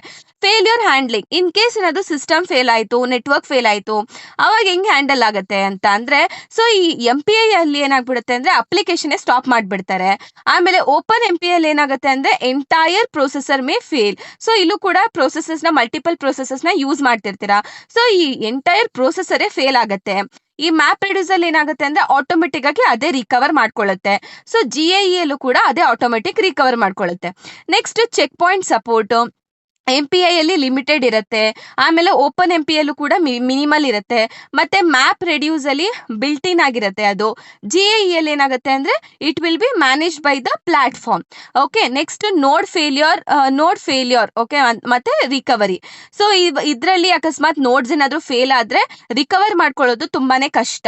ಆಮೇಲೆ ಓಪನ್ MPI ಅಲ್ಲಿ ಏನಂದ್ರೆ ಯಾವುದೇ ರೀತಿ ಅದು ಸಪೋರ್ಟ್ ಮಾಡದೇ ಇಲ್ಲ. ಈ ತರ ನೋಡ್ ಫೇಲ್ ಆಗೋದು ಅದೆಲ್ಲ ಸಪೋರ್ಟ್ ಮಾಡದೇ ಇಲ್ಲ ರಿಕವರಿಗೆಲ್ಲ. ಆಮೇಲೆ ಮ್ಯಾಪ್ ರೆಡ್ಯೂಸ್ ಆಗಿ ಏನಾಗುತ್ತೆ ಅಂದ್ರೆ ಆಟೋಮೆಟಿಕ್ ಆಗಿ ರಿಕವರ್ ಆಗೋಗ್ಬಿಡುತ್ತೆ. ಆಮೇಲೆ automatic instant recovery, even GAE ಅಲ್ಲೂ ಕೂಡ ಆಟೋಮೆಟಿಕ್ ಆಗಿ ರಿಕವರ್ ಆಗುತ್ತೆ. ಸೊ ಅದನ್ನೇ ನೀವು ಫಾಲ್ಟ್ ಟಾಲರೆನ್ಸ್ ಅಂತ ಅಂದ್ರೇನೆ ಅದು. ಅಂದ್ರೆ ಅಕಸ್ಮಾತ್ ಏನಾದ್ರು ನಿಮ್ಗೆ ಏನಾದ್ರು ನೋಟ್ಸ್ ಗಳು ಫೇಲ್ ಆದ್ರೆ, ಸೊ ಈ MPIs ಮತ್ತೆ ಓಪನ್ MP, ಸೊ ಇದೆಲ್ಲ ಯಾವ ರೀತಿ ನಿಮಗೆ ಸಪೋರ್ಟ್ ಮಾಡುತ್ತೆ, ಯಾವ್ದ್ರಲ್ಲಿ ಏನೇನ್ ಆಗುತ್ತೆ ಅಂತ ನೀವು ಡಿಫ್ರೆನ್ಸ್ ಬರಿತಾ ಹೋಗ್ಬೇಕು. ಓಕೆ, ಅರ್ಥ ಆಯ್ತಲ್ವಾ? ಸೊ ನೆಕ್ಸ್ಟ್ ಕ್ವೆಶನ್ ಬಂದು examine how emerging cloud software environment like Microsoft Azure, ಆಮೇಲೆ integrate PAS, IAS and SAS analyse the flexibility offered by the developers. ಫಸ್ಟಿಗೆ ಮೈಕ್ರೋಸಾಫ್ಟ್ ಅಜ್ಯೂರ್ ಏನ್ ಮಾಡುತ್ತೆ ಅಂದ್ರೆ integrates with IAS, SAS and PAS for to provide a flexible cloud computing environment for the developers and organization. So ಈ Microsoft Azure ಎಲ್ಲ ಏನಕ್ಕೆ integrate ಆಗುತ್ತೆ ಈ ಸರ್ವಿಸ್ಗಳ ಜೊತೆ ಅಂತ ಅಂದ್ರೆ, ಒಂದು ಫ್ಲೆಕ್ಸಿಬಲ್ ಎನ್ವಿರಾನ್ಮೆಂಟ್ ನ ಪ್ರೊವೈಡ್ ಮಾಡೋದಕ್ಕೆ, ಯಾರಿಗೆ? ಡೆವಲಪರ್ಸಿಗೆ ಅಥವಾ ಆರ್ಗನೈಸೇಷನ್ಸ್ಗೆ. ಓಕೆ, ಫಸ್ಟಿಗೆ ಏನ್ ಬರಿಬೇಕಪ್ಪ ಅಂತ ಅಂದ್ರೆ, ನಮಗ್ ಗೊತ್ತು ಪ್ಲಾಟ್ಫಾರ್ಮ್ ಆಸ್ ಅ ಸರ್ವಿಸ್ ಬಗ್ಗೆ. ನಿಮಗೆ ನಾನು ಆಲ್ರೆಡಿ ಪ್ರೀವಿಯಸ್ ಮಾಡ್ಯೂಲ್ ಅಲ್ಲಿ ನಾನು PAS ಅಂದ್ರೆ ಏನು, IAS ಅಂದ್ರೆ ಏನು, SAS ಅಂದ್ರೆ ಏನಂತ ನಾನು ನಿಮ್ಗೆ ಹೇಳ್ಕೊಟ್ಟಿದ್ದೆ ಅಲ್ವಾ? ಅದ್ರಲ್ಲಿ ಏನೇನ್ ನೀವು ಬರೀತೀರಾ, ಲೈಕ್ ಅದರದ್ದು ಇವಾಗ ಏನು PAS ಅಂತ ಅಂದ್ರೆ ಇದೊಂದು ಡೆವಲಪರ್ಸಿಗೆ ಒಂದು ಪ್ಲಾಟ್ಫಾರ್ಮ್ ನ ಪ್ರೊವೈಡ್ ಮಾಡುತ್ತೆ. ಸೊ ಇಲ್ಲಿ ಡೆವಲಪರ್ಸಿಗೆಲ್ಲ ಅದರದ್ದೇ ಆದಂತ ಟೂಲ್ಸ್ ಕೊಡುತ್ತೆ, ರನ್ ಟೈಮ್ ಎನ್ವಿರಾನ್ಮೆಂಟ್ ಕೊಡುತ್ತೆ, ಒಂದು ಅಪ್ಲಿಕೇಶನ್ ಡೆವಲಪ್ ಮಾಡೋದಕ್ಕೆ. ಇದರಿಂದ ಫಾಸ್ಟರ್ ಡೆವಲಪ್ಮೆಂಟ್ ಕೂಡ ಆಗುತ್ತೆ, ಅಂದ್ರೆ ಫಾಸ್ಟ್ ಆಗಿ ನಾವು ಅಪ್ಲಿಕೇಶನ್ ಡೆವಲಪ್ ಮಾಡ್ಬೋದು ಈ ತರ. ಸೊ IAS ಅಲ್ಲಿ ಏನಾಗಿತ್ತು, ಸೊ ಇಲ್ಲೆಲ್ಲ ನಾವು ಕ್ಲೌಡ್ ಕ್ಲೌಡ್ ಕಂಪ್ಯೂಟಿಂಗ್ ರಿಸೋರ್ಸಸ್ ನಾವು ಇಂಟರ್ನೆಟ್ ಮುಖಾಂತರ ಕೊಡ್ತಾ ಇದ್ವಿ ಅಲ್ವಾ? ಸೊ ಯಾವ್ದಾದ್ರು CPU ಆಗಿರ್ಬೋದು, ಸ್ಟೋರೇಜ್ ಆಗಿರ್ಬೋದು, ಬೇರೆ ಆಗಿರ್ಬೋದು ಎಲ್ಲ. ಸೊ ಏನ್ ಮಾಡ್ತಿದ್ವಿ, ಇಂಟರ್ನೆಟ್ ಮುಖಾಂತರ ನಾವು ಯೂಸರ್ಸಿಗೆ ಕೊಡ್ತಾ ಇದ್ವಿ. ಸೊ ನೀವು ಎಷ್ಟು ರಿಸೋರ್ಸಸ್ ನ ಯೂಸ್ ಮಾಡ್ಕೊಳ್ತೀರಾ ಅಷ್ಟು ರಿಸೋರ್ಸಸ್ ಮೇಲೆ ನಿಮಗೆ ಪ್ರೈಸ್ ಆಗತ್ತೆ. So pay as you go, so ಅನ್ನೋ ಅಲ್ವಾ? That was IAS. So SAS ಅಂತ ಅಂದ್ರೆ ಇದೊಂದು ರೆಡಿಮೇಡ್ ಅಪ್ಲಿಕೇಶನ್ ಇರುತ್ತೆ. ಸೊ ಈ ಅಪ್ಲಿಕೇಶನ್ ನಾವು ಇಂಟರ್ನೆಟ್ ಮುಖಾಂತರ ನಾವು ಏನ್ ಮಾಡ್ಬೋದು, ಆಕ್ಸೆಸ್ ಮಾಡ್ಬೋದು. ಆಮೇಲೆ ಯಾವುದೇ ರೀತಿ ನಮ್ಮ ಒಂದು ಲೋಕಲ್ ಸರ್ವರ್ ಮೇಲೆ ಇನ್ಸ್ಟಾಲ್ ಮಾಡಲೇಬೇಕು ಅಂತ ಏನಿಲ್ಲ. ಆಮೇಲೆ ಈ ತರ ಅಲ್ವಾ SAS ಅಂದ್ರೆ. ಆಮೇಲೆ ಸಮಥಿಂಗ್ ಇಟ್ ವಾಸ್ ಲೈಕ್ ಏನು, ಇವಾಗ ನಾವೆಲ್ಲ ಅಪ್ಲಿಕೇಶನ್ ನಾವು ಡೈರೆಕ್ಟ್ ಆಗಿ ಸರ್ವರ್ಸ್ಗಳಲ್ಲಿ ಏನ್ ಮಾಡ್ಬೋದು, ಡೆಪ್ಲಾಯ್ ಮಾಡ್ಬೋದು. ಆಮೇಲೆ ಯಾವುದೇ ರೀತಿ ನಾವು ನೋಡ್ಕೊಬೇಕು ಅಂತ ಅಥವಾ ಮೇಂಟೈನ್ ಮಾಡಬೇಕು ಸರ್ವರ್ಸ್ನ ಅಂತ ಇರೋದಿಲ್ಲ. So this was about SAS, right? So these are the things which I said in the video. So ಆಮೇಲೆ ಅದಾದ್ಮೇಲೆ ಅದರ ಬಗ್ಗೆ ಎಲ್ಲ ಬರ್ದಾದ್ಮೇಲೆ ಸೊ ನೆಕ್ಸ್ಟ್ ಏನ್ ಬರಿಬೇಕು ಅಂದ್ರೆ flexibility which is offer to the developers. ಏನೇನ ಪ್ರೊವೈಡ್ ಡೆವಲಪರ್ಸಿಗೆ ಫ್ಲೆಕ್ಸಿಬಿಲಿಟಿನ ಆಫರ್ ಮಾಡ್ತಿದೆ ಅಂತ ಬರಿಬೇಕು. ಸೊ ಏನು, automatic scaling based on the work load ಜಾಸ್ತಿ ಆದಾಗ, ಡಿಕ್ರೀಸ್ ಆದಾಗ ಸೊ ರಿಸೋರ್ಸಸ್ ಏನಾಗುತ್ತೆ, ಆಟೋಮೆಟಿಕ್ ಆಗಿ ಅದೇ ತರ ಡೈನಮಿಕ್ ಆಗಿ ಅಲೋಕೇಟ್ ಆಗುತ್ತೆ. ಆಮೇಲೆ ರನ್ ಟೈಮ್ಗೆಲ್ಲ ಸಪೋರ್ಟ್ ಮಾಡುತ್ತೆ, ರನ್ ಟೈಮ್ ಎನ್ವಿರಾನ್ಮೆಂಟ್ಗೆ ಸಪೋರ್ಟ್ ಮಾಡುತ್ತೆ. ಮತ್ತೆ ಡಿಸ್ಟ್ರಿಬ್ಯೂಟೆಡ್ ಸ್ಕೆಡ್ಯೂಲಿಂಗ್, ಇನ್ ಕೇಸ್ ಏನಾದ್ರು ವರ್ಕ್ ಲೋಡ್ ಏನಾದ್ರು ಜಾಸ್ತಿ ಆಯ್ತು ಅಂತ ಅಂದಾಗ ವರ್ಕ್ ಲೋಡ್ಸ್ ಇದೆಲ್ಲ ಏನಾಗುತ್ತೆ ವರ್ಕ್ ಏನಾಗುತ್ತೆ ಡಿಸ್ಟ್ರಿಬ್ಯೂಟ್ ಆಗುತ್ತೆ. ಸೊ ಅದ್ರ ಬಗ್ಗೆ ಬರೀತೀರಾ. ಆಮೇಲೆ web APIs and programming interface, ಆಮೇಲೆ ಇದೆಲ್ಲ ಮಲ್ಟಿಪಲ್ ಪ್ರೋಗ್ರಾಮಿಂಗ್ ಮಾಡೆಲ್ಸ್ಗೆ ಸಪೋರ್ಟ್ ಮಾಡುತ್ತೆ. ಆಮೇಲೆ ಡಿಸ್ಟ್ರಿಬ್ಯೂಟೆಡ್ ಸ್ಟೋರೇಜ್ ನ ಪ್ರೊವೈಡ್ ಮಾಡುತ್ತೆ. ಆಮೇಲೆ ಡೇಟಾಬೇಸ್ ಸರ್ವಿಸ್ ನ ಪ್ರೊವೈಡ್ ಮಾಡುತ್ತೆ. ಆಮೇಲೆ ಡೈನಮಿಕ್ ರಿಸೋರ್ಸ್ ಅಲೋಕೇಶನ್ ಇರತ್ತೆ. ಆಮೇಲೆ ಫಾಲ್ಟ್ ಟಾಲರೆನ್ಸ್ ಸಪೋರ್ಟ್ ಮಾಡುತ್ತೆ. ಅಂದ್ರೆ ಇವಾಗ ಏನಾದ್ರೂ ನೋಟ್ಸ್ಗಳು ಫೇಲ್ ಆದ್ರೆ ನಾವು ನಮ್ಮ ಡೇಟಾನ ರಿಕವರ್ ಮಾಡ್ಕೊಳ್ಬೋದು. So that is one. ಆಮೇಲೆ integration with the development environment. ಇವಾಗ integration with the development environment ಅಂದ್ರೆ ಇವಾಗ Visual Studio Code. So Visual Studio ನಾವು ಯೂಸ್ ಮಾಡ್ತಿರಲ್ವಾ ಅದು. ಸೊ ಈ ಅಜೋರ್ ಏನ್ ಮಾಡುತ್ತೆ ಅಂದ್ರೆ ಡೆವಲಪರ್ಸಿಗೆ ಅಪ್ಲಿಕೇಶನ್ ಲಾಜಿಕ್ ಬಗ್ಗೆ ನೀವು ಫೋಕಸ್ ಮಾಡಿ ಅಂತ ಎನ್ಕರೇಜ್ ಮಾಡುತ್ತೆ. ಸುಮ್ಮನೆ ಈ ಇನ್ಫ್ರಾಸ್ಟ್ರಕ್ಚರ್ ಡೆವಲಪ್ಮೆಂಟ್ ಎಲ್ಲ ಅದ್ರ ಮೇಲೆ ಏನ್ ಫೋಕಸ್ ಮಾಡೋದು ಬೇಡ. ಬರೀ ನೀವು ಪ್ರೋಗ್ರಾಮ್ ಲಾಜಿಕ್ ಅಥವಾ ಅಪ್ಲಿಕೇಶನ್ ಲಾಜಿಕ್ ಮೇಲೆ ಫೋಕಸ್ ಮಾಡಿದ್ರೆ ಆಯ್ತು. ಮಿಕ್ಕಿದೆಲ್ಲ ಈ ಕ್ಲೌಡ್ ಪ್ರೊವೈಡರ್ಸ್ ನೋಡ್ಕೊಳ್ತಾರೆ. ಸೊ ಇದೇನಂದ್ರೆ ಇದರಿಂದ ನಾವು ಈಸಿಯಾಗಿ ಏನ್ ಮಾಡ್ಬೋದು, ಅಪ್ಲಿಕೇಶನ್ ಡೆವಲಪ್ ಮಾಡ್ಬೋದು, ಮತ್ತೆ ಡೆಪ್ಲಾಯ್ ಮಾಡ್ಬೋದು, ಮತ್ತೆ ಈಸಿಯಾಗಿ ಮೇಂಟೈನ್ ಕೂಡ ಮಾಡ್ಬೋದು. ಓಕೆನಾ. ಸೊ ಒಟ್ಟಿನಲ್ಲಿ ಡೆವಲಪರ್ಸಿಗೆ ಎಲ್ಲ ಒಟ್ಟಿನಲ್ಲಿ ಅವರು ಜಸ್ಟ್ ಅವ್ರ ಕೆಲಸ ಏನೋ ಅಷ್ಟನ್ನ ಮಾತ್ರ ಡೆವಲಪ್ ಮಾಡಿದ್ರೆ ಸಾಕು. So like that it is encouraging them to do the things, like only focusing on the right things. Okay. So next ಬಂದ್ಬಿಟ್ಟು, so what is the right with neat diagram explain the data flow in running the MapReduce job at the various task tracker with the Hadoop library. Okay. So ಇವಾಗ ಫಸ್ಟಿಗೆ ಇದನ್ನ draw ಮಾಡಬೇಕಾಗತ್ತೆ. So ಏನು ಹೇಳುತ್ತೆ ಅಪ್ಪ ಅಂದ್ರೆ user submits the MapReduce job to the job tracker. So user ಏನ್ ಮಾಡ್ತಾರೆ, ಸಬ್ಮಿಟ್ ಮಾಡ್ತಾರೆ MapReduce ಜಾಬ್ನ. ಸೊ ಯಾರಿಗೆ, ಜಾಬ್ ಟ್ರ್ಯಾಕರಿಗೆ. ಆಮೇಲೆ ಜಾಬ್ ಟ್ರ್ಯಾಕರ್ ಏನ್ ಮಾಡ್ತಾರೆ ಅಂದ್ರೆ contacts the name node to find where the blocks are stored. ಈ ಜಾಬ್ ಟ್ರ್ಯಾಕರ್ ಏನ್ ಮಾಡುತ್ತೆ, ಈ ನೇಮ್ ನೋಡ್ ನ ಕಾಂಟ್ಯಾಕ್ಟ್ ಮಾಡುತ್ತೆ. ಸೊ ಈ ನೇಮ್ ನೋಡ್ ಅಲ್ಲಿ ಎಲ್ಲಿ ಸ್ಟೋರ್ ಆಗಿದೆ ಅಂತ, ಅದು ಎಲ್ಲಿ ಬ್ಲಾಕ್ ಸ್ಟೋರ್ ಆಗಿದೆ ಅನ್ನೋದನ್ನ ಅದೇನ್ ಮಾಡುತ್ತೆ, ಹುಡುಕತ್ತೆ. ಆಮೇಲೆ ಈ ಜಾಬ್ ಟ್ರ್ಯಾಕರ್ ಏನ್ ಮಾಡುತ್ತೆ, ಆ ಜಾಬ್ ನ ಸ್ಮಾಲರ್ ಟಾಸ್ಕ್ ಆಗಿ ಡಿವೈಡ್ ಮಾಡುತ್ತೆ. ಈ ಒಂದು ಟಾಸ್ಕ್ ನ ನಾವ್ ಏನಂತ ಕರಿತೀವಿ, map task and reduce task ಅಂತ ಇದನ್ನ ಕರಿತೀವಿ. ಓಕೆ. ಸೊ ಫಸ್ಟಿಗೆ ಏನ್ ಮಾಡ್ತಾರೆ, ಯೂಸರು ಸಬ್ಮಿಟ್ ಮಾಡ್ತಾರೆ ಜಾಬ್ ನ. ಈ ಜಾಬ್ ಟ್ರ್ಯಾಕರ್ ಏನ್ ಮಾಡ್ತಾರೆ, ನೆಕ್ಸ್ಟ್ ನೇಮ್ ನೋಡ್ ಅಲ್ಲಿ ಹೋಗ್ಬಿಟ್ಟು ಎಲ್ಲಿದೆ ಆ ಬ್ಲಾಕ್ ನ ಅಂತ ಸರ್ಚ್ ಮಾಡ್ತಾರೆ. ಈ ಜಾಬ್ ಟ್ರ್ಯಾಕರ್ ಏನ್ ಮಾಡುತ್ತೆ, ಕೆಲಸನ ಕೊಟ್ಟಿರೋಂಥ ವರ್ಕ್ನ ಏನ್ ಮಾಡ್ತಾರೆ, ಸ್ಮಾಲ್ ಟಾಸ್ಕ್ ಆಗಿ ಡಿವೈಡ್ ಮಾಡ್ತಾರೆ. ಈ ಒಂದೊಂದು ಟಾಸ್ಕ್ ನ ನಾವ್ ಏನಂತ ಕರಿತೀವಿ, ರೆಡ್ಯೂಸ್ ಟಾಸ್ಕ್ ಮತ್ತೆ ಮ್ಯಾಪ್ ಟಾಸ್ಕ್ ಅಂತ ಕರಿತೀವಿ. ಸೊ ಆಮೇಲೆ ಈ ಜಾಬ್ ಟ್ರ್ಯಾಕರ್ ಏನ್ ಮಾಡುತ್ತೆ, ಒಂದೊಂದು ಟಾಸ್ಕ್ ಕೂಡ ಟಾಸ್ಕ್ ಟ್ರ್ಯಾಕರ್ಗೆ ಅಸೈನ್ ಮಾಡುತ್ತೆ. ಇವಾಗ ಸ್ಪ್ಲಿಟ್ ಮಾಡಿರುತ್ತಲ್ವಾ ಆ ಟಾಸ್ಕ್ ನ ತಗೊಂಡೋಗಿ ಒಂದೊಂದು ಟಾಸ್ಕ್ ಟ್ರ್ಯಾಕರ್ಗೂ ಕೂಡ ಆ ಒಂದು ಸ್ಮಾಲ್ ಪಾರ್ಟ್ ಟಾಸ್ಕ್ ನ ಅಸೈನ್ ಮಾಡುತ್ತೆ. ಆಮೇಲೆ ನೆಕ್ಸ್ಟ್ ಏನ್ ಮಾಡುತ್ತೆ, ಜಾಬ್ ಟ್ರ್ಯಾಕರ್ ಅಸೈನ್ಸ್ ದೋ ಟಾಸ್ಕ್. ಆಮೇಲೆ the task tracker receives the task and sort the processing and start the processing using the JVM. So ಇವಾಗ JVM ನ ಯೂಸ್ ಮಾಡಿಕೊಂಡು ಈ ಒಂದು ಟಾಸ್ಕ್ ಟ್ರ್ಯಾಕರ್ ಏನ್ ಮಾಡ್ತಾರೆ, ಕೊಟ್ಟಿರೋ ಟಾಸ್ಕ್ ನ ಪ್ರೋಸೆಸ್ ಮಾಡಕ್ಕೆ ಸ್ಟಾರ್ಟ್ ಮಾಡುತ್ತೆ. ಓಕೆನಾ. ನೆಕ್ಸ್ಟ್ ಒಂದೊಂದು ಟಾಸ್ಕ್ ಟ್ರ್ಯಾಕರು ಕೂಡ ಆ ಡೇಟಾನ ಏನ್ ಮಾಡುತ್ತೆ ಪ್ರೋಸೆಸ್ ಮಾಡ್ಬಿಟ್ಟು ತನ್ನ ಲೋಕಲ್ ಸ್ಟೋರೇಜ್ ಅಲ್ಲಿ ಏನ್ ಮಾಡುತ್ತೆ, ಸ್ಟೋರ್ ಮಾಡ್ಕೊಳ್ಳುತ್ತೆ. ಲೋಕಲ್ ಸ್ಟೋರೇಜ್ ಅಂತ ಅಂದ್ರೆ ಲೋಕಲ್ ಡೇಟಾ ನೋಡಲ್ಲಿ ಸ್ಟೋರ್ ಮಾಡ್ಕೊಳ್ಳುತ್ತೆ. ಓಕೆನಾ. The required program files and the jar files are copied to the worker nodes before execution. So ಈ ಪ್ರೋಗ್ರಾಮ್ ಫೈಲ್ಸ್ ಆಗಿರ್ಬೋದು ಅಥವಾ ಜಾರ್ ಫೈಲ್ಸ್ ಆಗಿರ್ಬೋದು, ಇದನ್ನೆಲ್ಲ ಎಕ್ಸಿಕ್ಯೂಷನ್ ಮಾಡೋಕ್ಕಿಂತ ಮುಂಚೆನೆ ಏನ್ ಮಾಡುತ್ತಾರೆ, ಕಾಪಿ ಮಾಡ್ಕೊಳ್ಳುತ್ತೆ. ಆಮೇಲೆ ಟಾಸ್ಕ್ ಟ್ರ್ಯಾಕರ್ ಏನ್ ಮಾಡುತ್ತೆ, ಹಾರ್ಟ್ ಬೀಟ್ ಮೆಸೇಜ್ ನ ಸೆಂಡ್ ಮಾಡುತ್ತೆ ಜಾಬ್ ಟ್ರ್ಯಾಕರ್ಗೆ. ಅಂದ್ರೆ ಅದು ವರ್ಕ್ ಆಗ್ತಾ ಇದೆಯಾ, ನೀಟಾಗಿ ಪ್ರಾಪರ್ ಆಗಿ ವರ್ಕ್ ಆಗ್ತಿದ್ಯಾ, ವರ್ಕ್ ಆಗ್ತಿಲ್ವಾ ಅಂತ. ಆಮೇಲೆ ಏನಾದ್ರೂ ಒನ್ ಟ್ರ್ಯಾಕರ್ ಫೇಲ್ ಆದ್ರೂ ಕೂಡ ಏನ್ ಮಾಡುತ್ತೆ, ಆ ಒಂದು ವರ್ಕ್ ನ ಜಾಬ್ ಟ್ರ್ಯಾಕರ್ ಏನ್ ಮಾಡುತ್ತೆ, ಬೇರೆ ಒಂದು ಟಾಸ್ಕ್ ಟ್ರ್ಯಾಕರ್ಗೆ ಅಸೈನ್ ಮಾಡುತ್ತೆ. ಓಕೆನಾ. After completion of all the task the final result ಏನಾಗುತ್ತೆ, HDFS ಅಲ್ಲಿ ಸ್ಟೋರ್ ಆಗುತ್ತೆ. ಓಕೆನಾ. ಆಮೇಲೆ it is sent back to the user. ಅರ್ಥ ಆಯ್ತಲ್ವಾ, ಕಂಪ್ಲೀಟ್ ಒಂದು ವರ್ಕ್ ಫ್ಲೋ ಹೆಂಗಿದೆ ಅಂತ ಅರ್ಥ ಆಯ್ತಲ್ವಾ. ಫಸ್ಟಿಗೆ ಏನ್ ಮಾಡ್ತಾರೆ, ಯೂಸರು ಲಾಸ್ಟ್ ಟೈಮ್ ನಾನು ಒಂದ್ಸತಿ ಓವರ್ ವ್ಯೂ ಕೊಟ್ಬಿಡ್ತೀನಿ. ಯೂಸರ್ ಏನ್ ಮಾಡ್ತಾರೆ, ಜಾಬ್ ಅದನ್ನ ಸಬ್ಮಿಟ್ ಮಾಡ್ತಾರೆ ಜಾಬ್ ಟ್ರ್ಯಾಕರ್ಗೆ, ಏನು MapReduce ಜಾಬ್ನ. ಸೊ ಈ ಜಾಬ್ ಟ್ರ್ಯಾಕರ್ ಏನ್ ಮಾಡ್ತಾರೆ ಅಂತ ಅಂದ್ರೆ ನೇಮ್ ನೋಡ್ನ ಕನೆಕ್ಟ್ ಮಾಡ್ಕೊಂತಾನೆ ಅಥವಾ ಕಾಂಟ್ಯಾಕ್ಟ್ ಮಾಡ್ತಾನೆ. ಸೊ ಅದ್ರಲ್ಲಿ ಯಾವ ಬ್ಲಾಕ್ ಅಂತ ಹೇಳ್ಬಿಟ್ಟು ಫೈಂಡ್ ಮಾಡ್ತಾನೆ. ಒಂದ್ಸತಿ ಸಿಕ್ಕದ್ಮೇಲೆ ಏನ್ ಮಾಡ್ತಾನೆ, ಜಾಬ್ ಟ್ರ್ಯಾಕರು ಕೊಟ್ಟಿರುವಂತ ಟಾಸ್ಕ್ನೆಲ್ಲ ಡಿವೈಡ್ ಮಾಡ್ತಾನೆ. ಓಕೆನಾ. ಈ ಡಿವೈಡ್ ಮಾಡಿರುವಂತ ಟಾಸ್ಕ್ನ ಏನ್ ಮಾಡ್ತಾರೆ, ಟಾಸ್ಕ್ ಟ್ರ್ಯಾಕರ್ಸಿಗೆ ನೀನ್ ಈ ಟಾಸ್ಕ್ ಮಾಡು, ನೀನ್ ಈ ಟಾಸ್ಕ್ ಮಾಡು, ನೀನ್ ಈ ಟಾಸ್ಕ್ ಮಾಡು ಅಂತ ಅಸೈನ್ ಮಾಡ್ತಾನೆ. ಸೊ ಈ ಟಾಸ್ಕ್ ಟ್ರ್ಯಾಕರ್ ಏನ್ ಮಾಡ್ತಾರೆ, ಸೊ ಇವಾಗ ಅಸೈನ್ ಮಾಡಿದ್ರು. ಸೊ ಅಸೈನ್ ಮಾಡಿರೋ ಟಾಸ್ಕ್ನ ಏನ್ ಮಾಡುತ್ತೆ, ಪ್ರೋಸೆಸ್ ಮಾಡುತ್ತೆ. ಓಕೆನಾ. ಸೊ JVM ಮುಖಾಂತರ JVM ನ ಯೂಸ್ ಮಾಡ್ಕೊಂಡು ಏನ್ ಮಾಡುತ್ತೆ, ಪ್ರೋಸೆಸ್ ಮಾಡುತ್ತೆ. ಇವಾಗ ಈ ಪ್ರೋಸೆಸ್ ಮಾಡಿರೋ ಡೇಟಾನ ಡೇಟಾ ನೋಡಲ್ಲಿ ಲೋಕಲಿ ಸ್ಟೋರ್ ಮಾಡ್ಕೊಳ್ಳುತ್ತೆ. ಓಕೆನಾ. ಸ್ಟೋರ್ ಮಾಡ್ಕೊಂಡು ನೆಕ್ಸ್ಟ್ ಏನ್ ಮಾಡುತ್ತೆ, ಅದೆಲ್ಲ ಇವಾಗ ಸ್ಟೋರ್ ಮಾಡ್ಕೊಂಡಿರುತ್ತಾ. ನೆಕ್ಸ್ಟ್ ಇದು ಟಾಸ್ಕ್ ಟ್ರ್ಯಾಕರ್ ಏನ್ ಮಾಡ್ತಾ ಇರುತ್ತೆ, ಈ ಹಾರ್ಟ್ ಬೀಟ್ ಮೆಸೇಜ್ನ ಅಲರ್ಟ್ ಮೆಸೇಜ್ಗಳನ್ನ ಜಾಬ್ ಟ್ರ್ಯಾಕರ್ಗೆ ಕಳಿಸ್ತಿರ್ತಾರೆ. ಸೊ ಇದೇನ್ ಇಂಡಿಕೇಟ್ ಮಾಡುತ್ತೆ ಅಂತ ಅಂದ್ರೆ, ಇವಾಗ ಟಾಸ್ಕ್ ಟ್ರ್ಯಾಕರು ನೀಟಾಗಿ ವರ್ಕ್ ಮಾಡ್ತಿದ್ದಾನಾ ಇಲ್ವಾ ಅನ್ನೋದು ಅದಕ್ಕೆ ಏನು ಗೊತ್ತಾಗುತ್ತೆ, ಜಾಬ್ ಟ್ರ್ಯಾಕರ್ಗೆ ಗೊತ್ತಾಗುತ್ತೆ.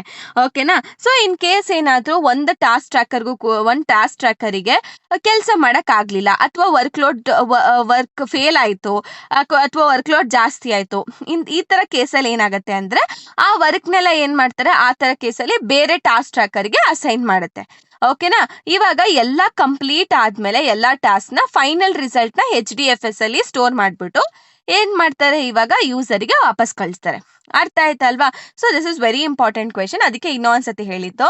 ಸೊ ನೆಕ್ಸ್ಟ್ ಇದು ಲಾಸ್ಟ್ 2 ಕ್ವೆಶನ್ಸ್ ಮಾತ್ರ ನೀವು ನೋಡ್ಕೊಳ್ಳಿ. ಓಕೆನಾ. ಸೊ ಇದ್ರ ಮೇಲೂ ಕೂಡ ಫೋಕಸ್ ಮಾಡಿ. ಆಮೇಲೆ ನಾನು ಅದಕ್ಕೆ ಆನ್ಸರ್ ಕೊಟ್ಟಿಲ್ಲ ಅಂದ್ಬಿಟ್ಟು ನೀವು ಹಂಗೆ ಬಿಟ್ಬಿಟ್ಟು ಹೋಗ್ಬೇಡಿ. ಇದು ಕೂಡ ಇಂಪಾರ್ಟೆಂಟ್ ಕ್ವೆಶನೇ ಆಗಿರುತ್ತೆ. ಓಕೆನಾ. ಇಷ್ಟು ಹೇಳ್ತಾ, ನಿಮಗೆ ಏನಾದರೂ ಡೌಟ್ಸ್ ಇದ್ರೆ ಕಮೆಂಟ್ ಬಾಕ್ಸಲ್ಲಿ ಕಮೆಂಟ್ ಮಾಡಿ. ಓಕೆನಾ. ಆಮೇಲೆ ಇದು 5th ಮಾಡ್ಯೂಲ್ ಆಯಿತು ಅಷ್ಟೇ. ಓಕೆನಾ. ಕ್ಲೌಡ್ ಕಂಪ್ಯೂಟಿಂಗ್ ಇನ್ನೇನು ಎಲ್ಲ ಮುಗೀತು. ಸೊ ಈ ನಮ್ಮ ಕಡೆಯಿಂದ ಏನೇನು ಮಾಡಬೇಕು ಅಷ್ಟನ್ನೆಲ್ಲ ಎಫರ್ಟ್ಸ್ ಹಾಕಿ ನಿಮಗೆ ಎಲ್ಲ ಪ್ರೊವೈಡ್ ಮಾಡಿದ್ದೀವಿ. ನೀವು ಜಸ್ಟ್ ಅದನ್ನ ನೋಡಿಕೊಂಡು ಓದ್ಕೊಂಡು ಹೋಗಿ ಎಕ್ಸಾಮ್ನ ಚೆನ್ನಾಗಿ ಬರಿಬೇಕು ಅಷ್ಟೇನಾ. ಓಕೆನಾ. ಸೊ ಹೆಂಗೆ ಅನಿಸ್ತು, ಲೈಕ್ ನಿಮಗೆಲ್ಲ ಅರ್ಥ ಆಯ್ತಾ, ಅರ್ಥ ಆಗ್ಲಿಲ್ವಾ ಅನ್ನೋದನ್ನ ಕಮೆಂಟ್ ಬಾಕ್ಸಲ್ಲಿ ಕಮೆಂಟ್ ಮಾಡಿ. ಓಕೆನಾ. ಇಷ್ಟು ಹೇಳ್ತಾ, so all the best for your cloud computing exam. Okay, ಚೆನ್ನಾಗಿ ಬರೀರಿ. ಆಮೇಲೆ ಬಂದಮೇಲೆ ಯಾವ ರೀತಿ ಇತ್ತು, ಹೆಂಗೆ ಬರೆದ್ರಿ ಅಂತ ಸೊ ಕಮೆಂಟ್ ಬಾಕ್ಸಲ್ಲಿ ಕಮೆಂಟ್ ಮಾಡಿ. ಆಮೇಲೆ ಹೇಳಿ. ಓಕೆನಾ. ನಿಮ್ಮ ಫೀಡ್ಬ್ಯಾಕ್ ಹೇಳಿ. ಸೊ ಯಾವ ರೀತಿ ಅನ್ನಿಸ್ತು ಅಂತ. ಓಕೆ. ಕ್ಲೌಡ್ ಕಂಪ್ಯೂಟಿಂಗ್ ಎಕ್ಸಾಮ್ ಆದಮೇಲೆ ಹೇಳಿ ಯಾವ ರೀತಿ ನಿಮ್ಮ ಎಕ್ಸಾಮ್ ಆಯಿತು ಅಂತ. Okay. So thank you so much. ಯಾವುದೇ ರೀತಿ ಭಯ ಪಡೋಕೆ ಹೋಗಬೇಡಿ. ಲೈಕ್ ನನಗೆ ಆನ್ಸರ್ ಗೊತ್ತಿಲ್ಲ ಅಂತ ಅಂದರೆ ನೀವು ಯಾವತ್ತೂ ಅಷ್ಟೇ ಆನ್ಸರ್ ಗೊತ್ತಿಲ್ಲ ಅಂತ ಅಂದರೆ ವಾಪಸ್ ಹಾಗೆ ಬರೋಕ್ಕೆ ಹೋಗಬೇಡಿ. ಅದ್ರ ಬಗ್ಗೆ ಏನಾದರೂ ಬರೀರಿ. ನಿಮಗೆ ಗೊತ್ತಾಗ್ಲಿಲ್ವಾ, ಸೊ ನಿಮಗೆ ಕ್ಲೌಡ್ ಕಂಪ್ಯೂಟಿಂಗ್ ಬಗ್ಗೆ ಏನು ಗೊತ್ತೋ ಅದನ್ನೇ ಬರೀ. ಅಟ್ಲೀಸ್ಟ್ ಫುಲ್ ಮಾರ್ಕ್ಸ್ ಹೋಗೋ ಬದಲು ಆ ಜಾಗದಲ್ಲಿ 1-2 ಮಾರ್ಕ್ಸ್ ಆದರೂ ಕೊಡ್ತಾರೆ. ಓಕೆನಾ. ಸೊ ಖಾಲಿ ಅಂತೂ ಬಿಟ್ಟು ಬರಬೇಡಿ. ಓಕೆನಾ. ಸೊ ಇಷ್ಟು ಹೇಳ್ತಾ, ಸೊ ಏನಾದರೂ ಡೌಟ್ಸ್ ಇದ್ದರೆ ಕೇಳಿ. ಓಕೆನಾ. So thank you so much.